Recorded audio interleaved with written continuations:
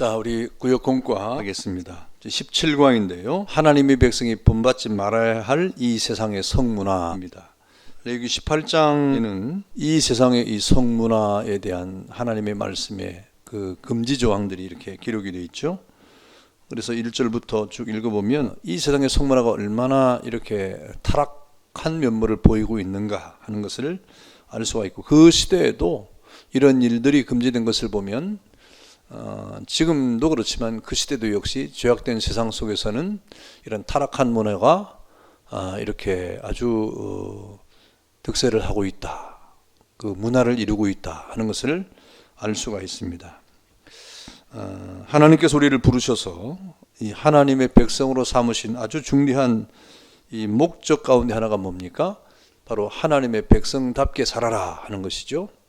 그래서 레위기 전체 주제가 바로 내가 하기 때문에 너희도 거룩해야 된다 하는 것입니다. 그래서 이 거룩이란 그런 주제가 레위기에 계속 이렇게 흐르고 있는데 1장부터 16장까지는 어떻게 예배해야 우리가 거룩하게 되는가 하는 문제를 다루고 있는 것이죠. 우리 인간은 본래적으로 죄인이기 때문에 거룩하지 않죠. 이 거룩하지 않기 때문에 이 거룩하기 위해서는 하나님의 은혜가 필요한데 그것이 제사로 나타났죠. 곧 예배인데 어떻게 제사하고 하나님을 어떻게 우리가 속죄 제물을 드려야 거룩한 하나님의 백성이 되는가 하는 이러한 문제가 바로 1장부터 16장까지 계속된 그런 주제였습니다. 그리고 그런 문제를 다루었는데 17장부터는 우리가 어떻게 사는 것이 거룩한 백성이 되느냐 하는 그런 문제를 다루고 있는 거죠. 삶에 관한 문제를 이제 17장부터 이제 다루고 있는 것입니다. 그래서 우리 지난주부터 이렇게 했는데 우리가 거룩한 하나님의 백성으로 우리의 삶을 어떻게 살 것이냐 하는 것은 이 세상의 풍속을 따라가지 않는 거예요.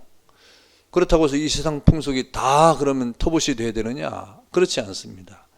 이 세상의 세속적인 그런 이 풍속을 따라가지 않는, 그 당시로서는 애굽의 풍습이고 또 가나안 땅의 풍습이 되는 것인데, 그 주된 풍습이 뭐냐면 우상숭배인 것이고 타락한 문화입니다. 그 우상숭배와 이 타락한 문화에 대해서 오늘 이 그리스도의 하나님의 백성들은 그런 삶을 살아가지 말아라 하고 이렇게 금지하게 되는 것이죠. 그래서 오늘 하나님의 백성들은 이 세상의 모든 문화를 본받아서는 안 되는데, 그러면 다 본받으면 안 되는 것이냐? 그렇지 않죠. 그래서 이 레위기 18장 6절부터 이렇게 보면 절대로 따라가서는 안 될 일들이 있는 거예요. 이 세상의 문화 가운데 절대로 따라가서는 안 된다 하는 그런 문제가 등장하는데, 18장의 주된 내용이 바로 이 세상의 성문화에 대한 금지 조항입니다. 이런 문제가 발생하는 이유가 뭐냐? 바로 이 하나님께서 창조하신 이 아담과 하와가 무지한 상태에서 우리가 살았다고 하면 뭐 전혀 관계가 없죠. 이 세상 문화가 타락할 이유가 없으니까. 그런데 아담의 범죄 이후에 이 세상의 문화가 타락했다 이 말입니다. 이 타락의 문화 때문에 범죄로 말미암아 타락했기 때문에 이 세상 자체가 방향이 달라졌어요. 어떤 방향입니까? 하나님과 반대하는, 하나님을 떠나는 그런 방향으로 지금 바뀌어진 거죠. 그래서 하나님을 대적하는 삶을 살게 된 것입니다. 그래서 이 세상의 문화 자체가 사실은 하나님을 대적하는 문화, 하나님을 반대하는 그런 문화가 형성이 된 것이죠. 그래서 이 하나님의 백성들은 이 세상의 문화를 그대로 답습하거나 무비판적인 그런 자세로 받아들여서는 안 된다고 하는 말씀을 지금 하고 있는 겁니다.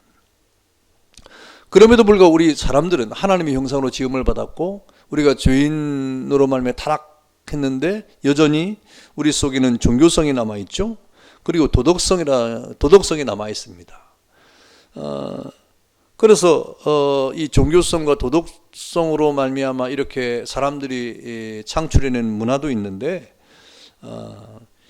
그것까지도 우리가 본받을 것이 없다라고 말할 수는 없죠. 그래서 이 세상에 도덕적인 그런 말을 하는 사람도 부모를 공경해라 뭐 하는 그런 말들은 우리가 마땅히 함께 할 수 있는 것 아닙니까? 그러므로 극단적인 이 세상의 것들이 많아요.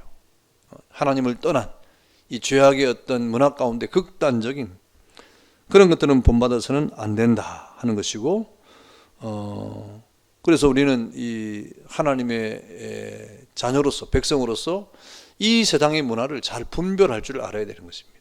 우리가 해야 될 것, 하지 말아야 될 것에 대한 그런 분명한 분별력이 있어야 되는 것이죠. 여러분, 이 세상의 문화가 얼마나 지금 다변화됐습니까? 그렇기 때문에 참 판단하기 힘든 일들이 참 많아요. 그런데 여러분, 이 문화를 우리가 깊숙이 받아들이는 경우도 있고 또 그렇지 않은 경우도 물론 있습니다. 또 우리가 받아들여야 될 만한 문화도 있지만 그렇지 않은 문화도 있는 거예요. 그래서 우리가 영적으로 이것을 잘 분별하면서 그런 문화에 대한 이런 이해를 할 필요가 있다 하는 것이죠. 여러분, 과거에 이 어떤 우리 악기 쓰는 문제나 또 다른 여러 가지 이 노래도 마찬가지예요. 이 대중가요나 이런 것도 마찬가지입니다. 교회 안에서 불려지는 것이나 교회 안에서 사용하는 악기들. 근데 이 세상에 빼앗겨 버린 악기도 많고, 뭐 그거 다 나쁜 건 아닌데 세상에 빼앗겨 버린 그런 리듬, 악기 이런 것들이 참 많아요.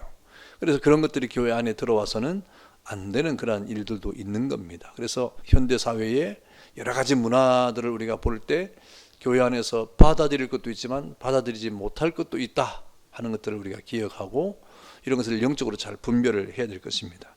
그런데 오늘 이 18장에는 절대로 본받아서는 안 되는 그러한 문화가 있어요.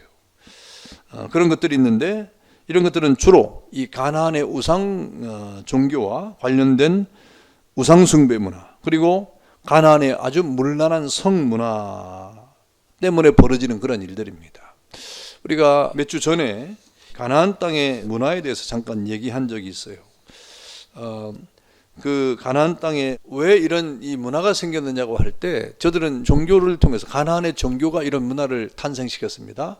이 가나안의 문화라고 하는 것은 이스라엘 백성들이 가나안에 정착할 때 저 애굽에서 이 양을 치는 목축업을 했는데 이제 가나안 땅에 도착해서는 심고 거두는 농경 문화가 된 것이죠. 농경 문화의 가장 중요한 것이 무엇입니까? 생산이에요.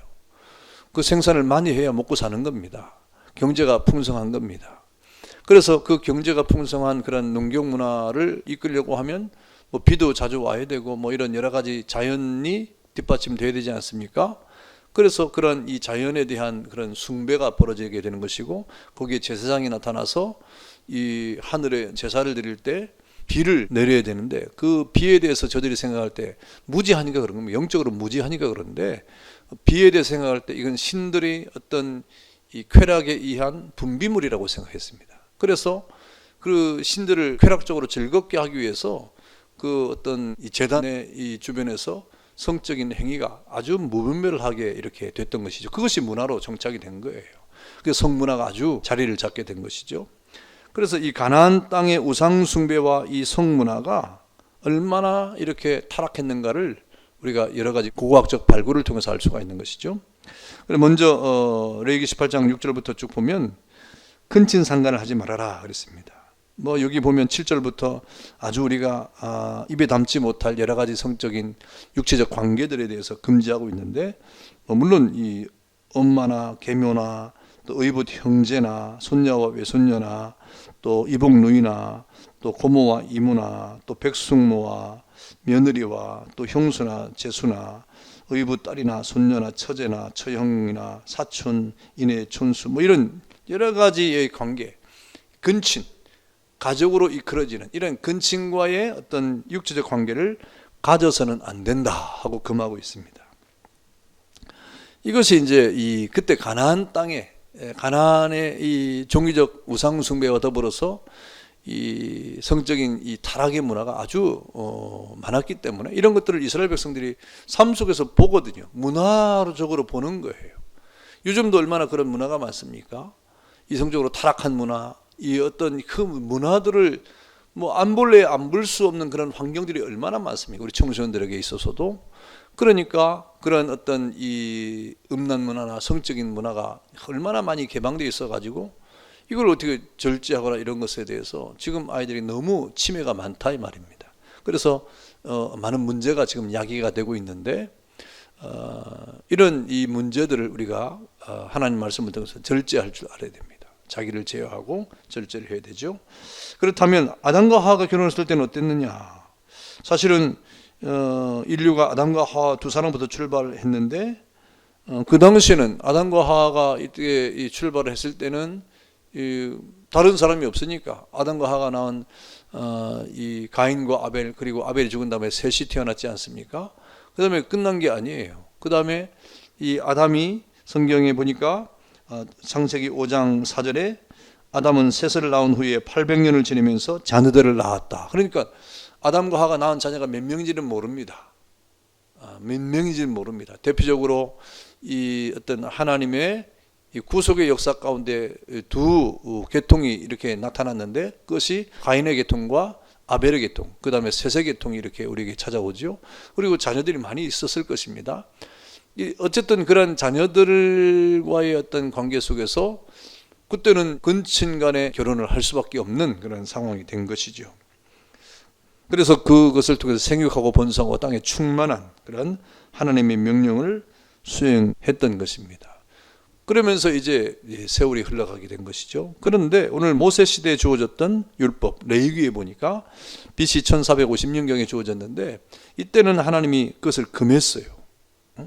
처음 아담과 하와가 창조됐을 때는 그들은 무죄의 세계 속에서, 그리고 타락한 이후에도 이렇게 근친 간의 결혼을 통해서 한 사회와 어떤 족장을 이루었기 때문에 하나님이 그것을 허용했지만, 그러나 아담의 범죄 이후로는 그 모든 세계가 저주를 받아서 부패했기 때문에 이 근친 간의 결혼을 통해서 하나님이 이러한 관계를 맺는 것을 금하고 있다 이 말입니다. 더욱이 오늘 레위기에서 이러한 이 어떤 이 문화는 타락한 문화와 정말 있어서는 안 되는 그런 어떤 문화적 형태를 가지고 있는 것이거든요.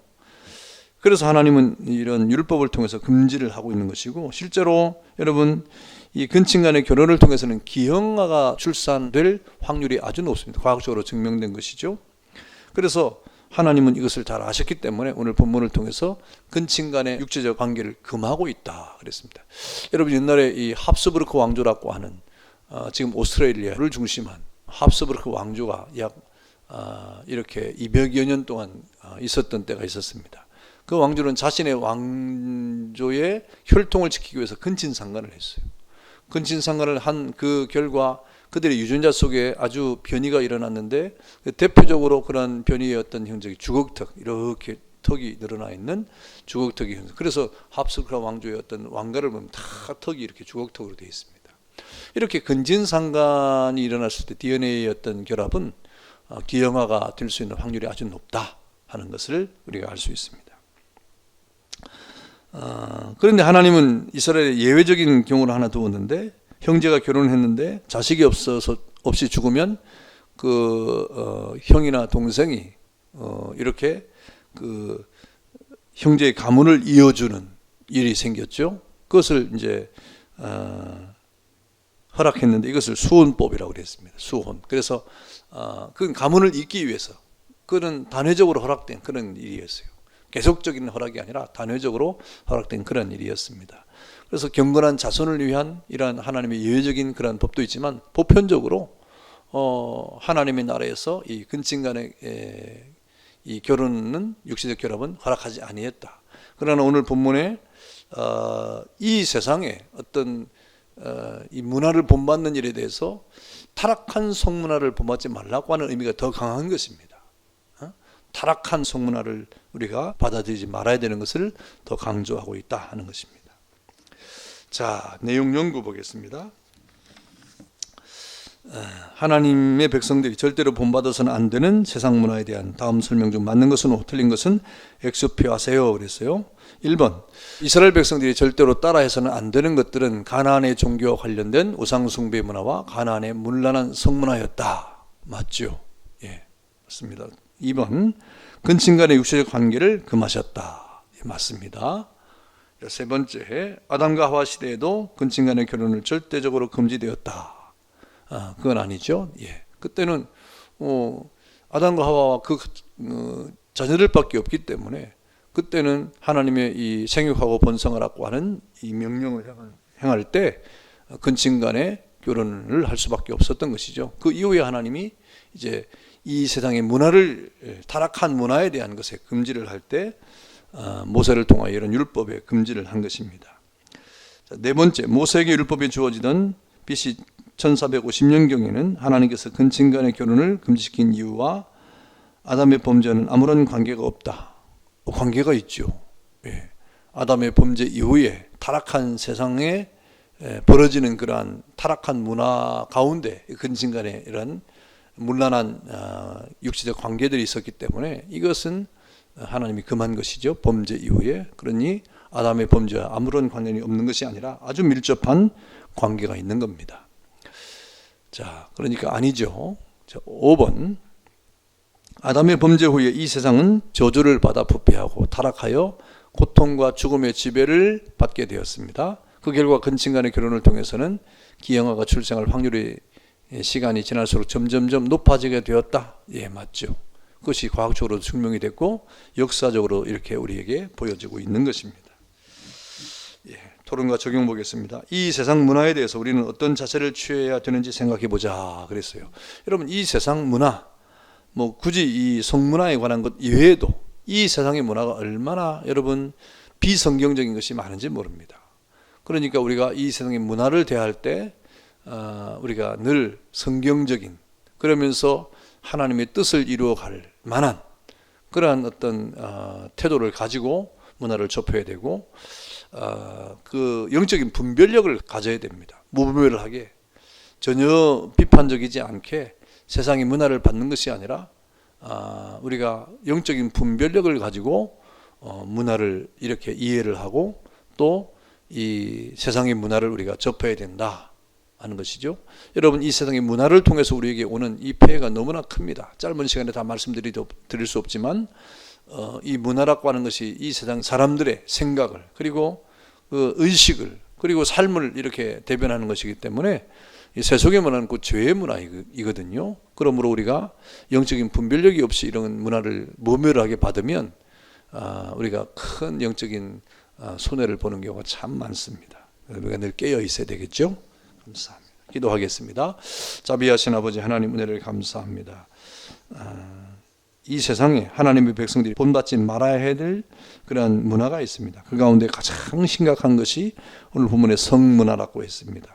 오늘 이스라엘 백성들이 가나안 땅에 정착을 하면서 저들이 이렇게 경계를 해야 될 그러한 어떤 가나안 땅의 문화가 있었는데 그것이 우상 숭배와 그와 관련된 성문화였습니다. 이런 것들이 얼마나 많은 가정의 파괴와 피폐함으로 다가오는 것을 우리로 알게 하셔서 이 시대를 살아가는 우리 하나님의 백성들에게도 이 땅의 문화를, 영적인 분별력을 가지고 우리가 이렇게 그 문화를 이렇게 대할 수 있는 기회를 주신 것을 감사하고 깨어 기도하는 가운데 하나님의 말씀 앞에서 이 땅의 아버지 하나님이여, 모든 문화를 무분별하게 받는 것이 아니라 주의 말씀을 비추어서 그 문화를 우리가 이렇게 하나님의 뜻대로 잘 이해하는 가운데 하나님의 거룩한 영광을 드러내기 부족함이 없도록 하나님께서 은총을 베풀어 주옵소서. 감사하고 예수님의 이름으로 기도하옵나이다. 아멘.